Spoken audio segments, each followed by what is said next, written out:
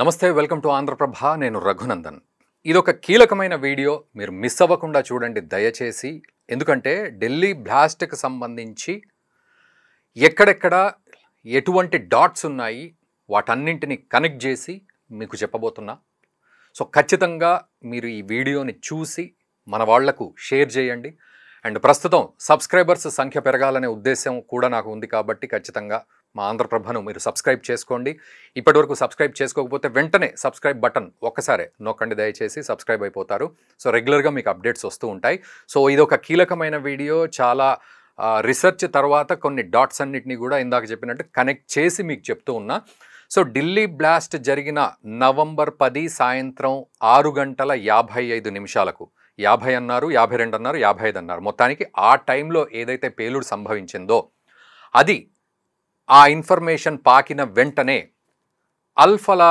University నుంచి నిసారుల్ హసన్ అనే వ్యక్తి దెబ్బకి అబ్స్కాండ్ అయిపోయాడు. ఎందుకు అబ్స్కాండ్ అయిపోయాడు?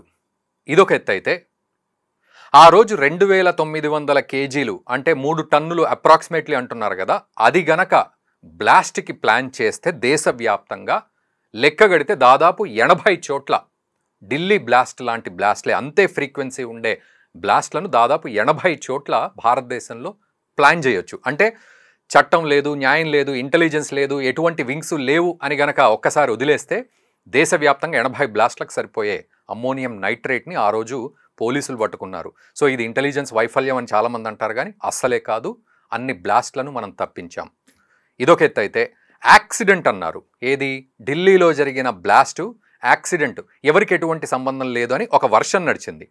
ఒకవేళ ఇది యాక్సిడెంటల్ బ్లాస్ట్ గనక అయితే ఎందుకు దీని వెనక రకరకాల లింకులు బయటపడుతూ ఉన్నాయి రోజు రోజుకి. ఇది గనక యాక్సిడెంటల్ బ్లాస్ట్, ఎటువంటి ఎటువంటి క్రిమినల్ రికార్డు లేదు ఆ డాక్టర్స్ వెనక అని కొంతమంది వాదిస్తూ ఉన్నారు. రాజేంద్ర నగర్లో దొరికిన మొహియుద్దీన్ ఫ్యామిలీ మెంబర్స్ కూడా వాళ్ళ బ్రదర్ చెప్తూ ఉన్నాడు, మా బ్రదర్కి ఏమీ తెలియదు, అతన్ని అమాయకంగా ఇరికించారు అని చెప్పి. సో ఎటువంటిది ఏమీ లేకుండానే డాక్టర్ ముజమ్మిల్ అనే వ్యక్తి 4000 ఇన్స్టాగ్రామ్ కాల్స్ పాకిస్తాన్కి ఎలా ఉన్నాయి? మరి ఇది చేసిన ప్లానే కదా. ఈ ముజమ్మిల్ అంటే ఎవరు అంటే మనం చూపెట్టిన నలుగురిలో ఒక లేడీ, ఆ తర్వాత ముగ్గురు, ఈ బ్లాస్ట్ చేసుకున్న డాక్టర్ ఉమర్ నబీ, వీళ్ళందరిలో డాక్టర్ ముజమ్మిల్ షకీల్ అనేవాడు కూడా కీలకమైన వాడు కూడా డాక్టరే. వాడి ఫోన్లో టెలిగ్రామ్లో 4000 ఫోన్స్ పాకిస్తాన్కి ఉన్నాయి అటు ఇటు. సో ఇదేంటి? ఇవన్నీ కూడా మనం మాట్లాడుకుందాం. సో దయచేసి మన ఈ వీడియోని మీరు షేర్ చేయండి అండ్ ప్రస్తుతానికి ఛానల్ని ఇంకా సబ్స్క్రైబ్ చేయకపోతే సబ్స్క్రైబ్ చేయండి. సో సిసిఎస్ మీటింగ్ జరిగింది, క్యాబినెట్ కమిటీ ఆన్ సెక్యూరిటీ అంటాం మనము. సో ప్రధాని మోదీ అధ్యక్షతన ఈ క్యాబినెట్ కమిటీ సెక్యూరిటీ మీటింగ్ జరిగింది. అందులో హోమ్ మినిస్టర్ ఉన్నారు, అంటే ప్రైమ్ మినిస్టర్తో పాటు ఇటు హోం మంత్రి ఉన్నారు, రక్షణ శాఖ మంత్రి ఉన్నారు, ఎక్స్టర్నల్ అఫైర్స్ మినిస్టర్ ఉన్నారు, ఫైనాన్స్ మినిస్టర్ ఉన్నారు. ఇక తర్వాత మిగతా వింగ్స్ నుంచి ఇంటెలిజెన్స్ బ్యూరో నుంచి కానీ రా నుంచి కానీ లేకపోతే ఇంకా రకరకాల ఏజెన్సీస్ నుంచి కూడా వాళ్ళ హెడ్స్ కూడా ఉన్నారు. సో మెయిన్గా వీళ్ళ 5గురి అధ్యక్షతన జరిగిన సమావేశంలో వాళ్ళు కొన్ని కీలకమైన పాయింట్స్ డిస్కస్ చేశారు. ఆ పాయింట్స్లో ఇంకా ముఖ్యమైనవి, ఎక్కువ టైం వేస్ట్ చేయకుండా నేను ఈ వీడియో చేసే ప్రయత్నం చేస్తున్నా. కొంచెం లెంతీ వీడియో అని అనుకోకుండా దయచేసి ఈ వీడియోని చూడండి, చాలా కీలకమైన ఇన్ఫర్మేషన్ ఇదంతా. సో హీనియస్ టెర్రర్ ఇన్సిడెంట్ అని వాళ్ళు డిక్లేర్ చేశారు. మన ప్రభుత్వం డిక్లేర్ చేసింది హీనియస్ టెర్రర్ ఇన్సిడెంట్ అని. ఇది యాక్సిడెంట్ కాదు, లేకపోతే ఇంకేదో చేసింది కాదు, హీనియస్ టెర్రర్ ఇన్సిడెంట్ అని డిక్లేర్ చేశారు. అదొక పాయింట్ అయితే వెంటనే అంటే అక్కడ మరణించిన వాళ్ళకు కూడా సానుభూతి తెలిపారు, వాళ్ళు మౌనం పాటించారు. ఆ తర్వాత ఈ పాయింట్స్ చెప్పారు. Zero tolerance towards terrorism. Zero tolerance, ఇంకా ఏదో కొద్దిగా చూసి చూడనట్టు అనే మాట లేదండి. జీరో టాలరెన్స్ అంటే ఇది ఆపరేషన్ సింధూర్ 2కి మనం నెక్స్ట్ స్టెప్ వేయబోతున్నాం అనే సింబాలిక్గా మనకి ఇక్కడ అర్థమవుతుంది ఈ పాయింట్లో. And thanks to foreign countries అన్నీ కూడా యూకే, యుఎస్, రష్యాతో పాటు ఆఖరికి నేపాల్ కూడా స్పందించింది. దాదాపు 10-15 దేశాలు, పాకిస్తాన్ తప్ప అన్ని దేశాలు స్పందించాయి. ఈ హీనమైన చర్యను ఖండిస్తున్నాము అంటూ కూడా అన్ని దేశాలు ఖండించాయి. సో వాటికి మనం థ్యాంక్స్ చెప్తూ ఉన్నాం. తర్వాత monitored by highest level of government. And ఇక్కడ ఇంకో కీలకమైన పాయింట్ ఏంటంటే పర్పిట్రేటర్స్ ఎవరున్నారో అంటే దీనికి పాల్పడ్డ వాళ్ళు, కొలాబరేటర్స్ ఎవరున్నారో అంటే దీనికి సహకరించిన వాళ్ళు, స్పాన్సర్స్ ఎవరున్నారో దీనికి బ్లూ ప్రింట్ వేసి డబ్బులు ఇచ్చి చుట్టూ దీన్ని ఒక వలయంలో ఉన్న వీళ్ళందరినీ కూడా ఏరివేస్తాము, ఎవరిని వదిలిపెట్టకుండా. ఇది డైరెక్ట్ హెడ్ ఆఫ్ ది గవర్నమెంటే దగ్గరుండి మరీ చూస్తుంది. రాకెట్ ఇస్రో నుంచి మనం రాకెట్ శాటిలైట్స్ కోసం ఇట్లా పంపించినప్పుడు ప్రధాని మోదీ ఆ క్యాబిన్లో ఉండి చూస్తారు. Even operation Sindoor, Balakot strikes ఇవన్నీ కూడా దగ్గరుండి ప్రధాని మోదీ, సర్జికల్ స్ట్రైక్స్ ఇవన్నీ కూడా చూసిన సందర్భం. సో రేపు కూడా చూడబోతున్నారు నెక్స్ట్ జరిగే ఆట ఏంటి అనేది ప్రధాని మోదీ స్వయంగా చూస్తున్నారు అనేది ఇక్కడ మనకు సింబాలిక్గా అర్థమవుతుంది ఈ పాయింట్లో. అండ్ ఇంకొకటి మనం గుర్తుపెట్టుకోవాలి, అంటే ఏం చేయబోతున్నారని. Any act of war deem to be, any act of terror deem to be act of war అని అంతకుముందు ప్రధాని మోదీ అన్నారు. అంటే ఏదైనా టెర్రరిజంకి సంబంధించిన ఏ ఒక్క ఇన్సిడెంట్ మళ్ళీ జరిగినా అది యాక్ట్ ఆఫ్ వార్ కింద మేము తీసుకుంటాము. ఎవరి మీద? టెర్రరిస్టుల మీద కావచ్చు, అది పాకిస్తాన్ మీదే కావచ్చు, ఏదైనా జరగవచ్చండి. మీరు ఆపరేషన్ సింధూర్ ఈరోజు పాకిస్తాన్లో మళ్ళీ జరగబోతోందని మాత్రమే కాదు, ఆపరేషన్ సింధూర్ 2 భారత్లో కూడా జరగవచ్చు. ఇలాంటి వాళ్ళందరినీ ఏరిపడేసే ప్రక్రియను కూడా ఆపరేషన్ సింధూర్ 2లో చేపట్టే అవకాశాలు ఖచ్చితంగా ఉన్నాయి. మన భారతదేశంలోనే స్టార్ట్ అవుతుంది, ఇది చూస్తూ ఉండండి. అండ్ ఇదొక ఎత్తు అయితే, నెక్స్ట్ ఎక్కడ ప్లాన్ చేశారు ఈ టెర్రరిస్టులు అనే విషయానికి వస్తే, డిసెంబర్ 6 బాబ్రీ మసీద్ డిమాలిషన్ యానివర్సరీ, అంటే కూల్చివేసిన యానివర్సరీ ఏదైతే ఉందో డిసెంబర్ 6 బ్లాక్ డే, ఆ రోజు పేలుడు చేయడానికి వాళ్ళు రెడీ అయ్యారు. ఇక అది దేశంలో ఎక్కడ పేలుద్దాము అనే విషయంలో వాళ్ళు ప్లాన్లు వేసుకుంటుంటే ఈ ఘటన జరిగింది. నిజానికి ఇందాక మనం అన్నట్టు 80 చోట్ల పేల్చొచ్చు, బట్ ఎక్కడ పేల్చుతున్నాము అనేది వాళ్ళకు కూడా ఇంకా తెలియదు.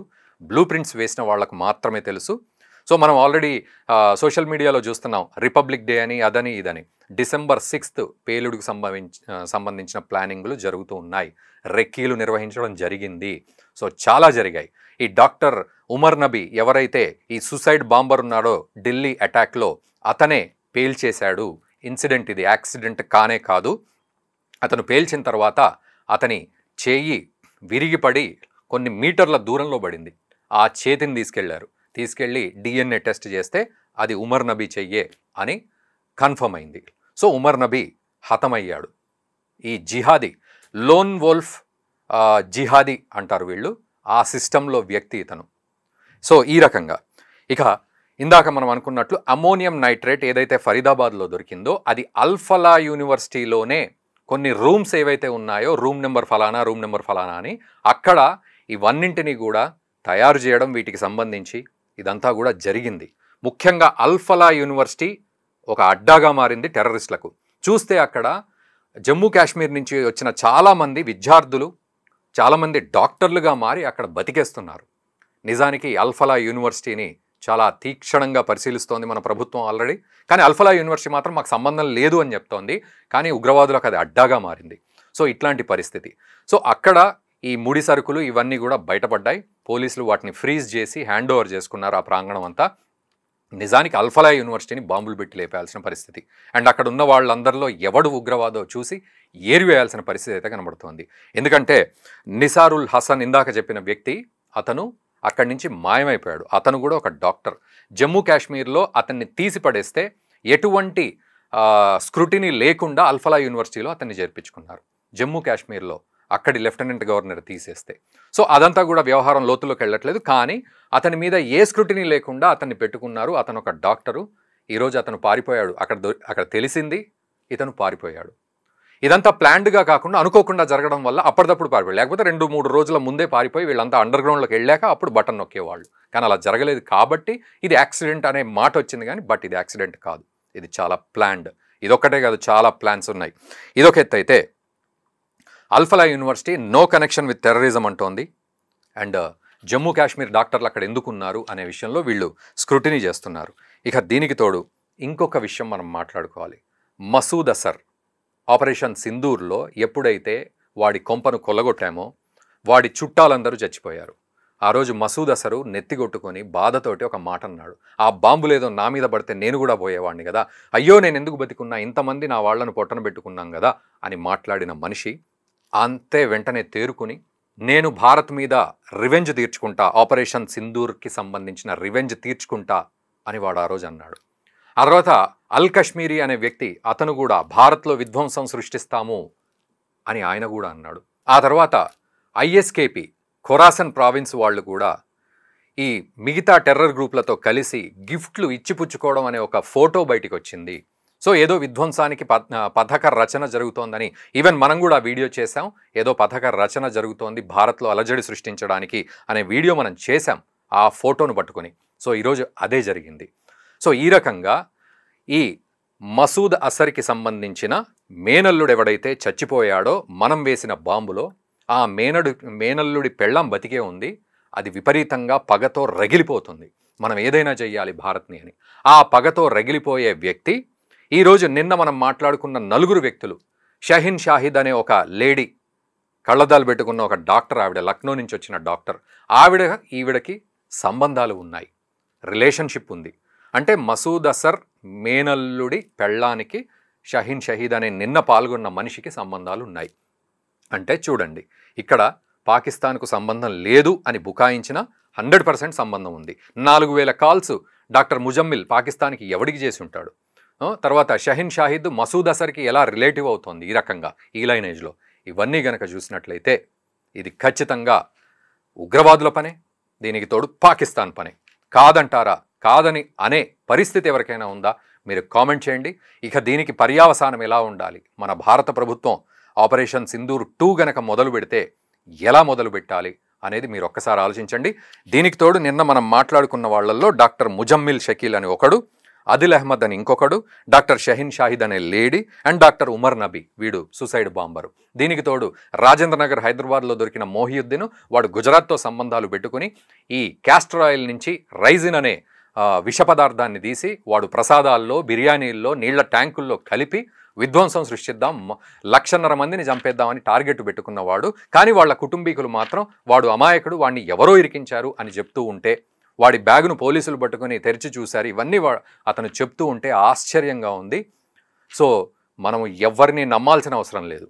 దేశ శ్రేయస్సు కోసం, దేశ భద్రత కోసం ఎవరో చెప్తున్న మొండి మాటల్ని, మాయ మాటల్ని, అమాయకపు మాటల్ని మనం నమ్మాల్సిన అవసరం లేదు. మన దేశం కోసం మన ప్రభుత్వం ఏం చేయాలనేది మీరు కామెంట్ చేయండి. ఇలాంటి వాళ్లను మనం ఏం చేయాలనేది కూడా ఖచ్చితంగా కామెంట్ చేయండి. దయచేసి ఈ వీడియోని మన మిత్రులకు షేర్ చేయండి. జాగ్రత్తగా ఉండండి అందరూ. ఎక్కడ పడితే అక్కడ తిరగడం అని, లేకపోతే ఏ రకంగా అయినా బయట కొన్ని ప్రదేశాల్లో తినడం కూడా కాస్త ఆలోచించి మనం అక్కడికి వెళ్ళి తినే పరిస్థితులు ఉన్నాయి. కొంతకాలం వరకు ఈ అలజడి అలాగే కంటిన్యూ అవుతుంది.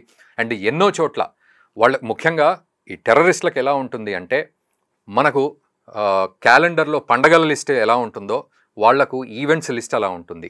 సో 10/11 లేకపోతే 9/11 అని చెప్పి అమెరికా అది, లేకపోతే నవంబర్ 26/11 అని చెప్పి ముంబై అటాక్స్, ఇట్లా వాళ్ళ లిస్టు పెట్టుకుంటారు. December 6th black day, Babri మసీద్ డిమాలిషన్ డే, ఇట్లాంటివి వాళ్ళు పెట్టుకుంటారు. సో ఈ క్యాలెండర్ ప్రకారం వాళ్ళు ముందుకెళ్తారు.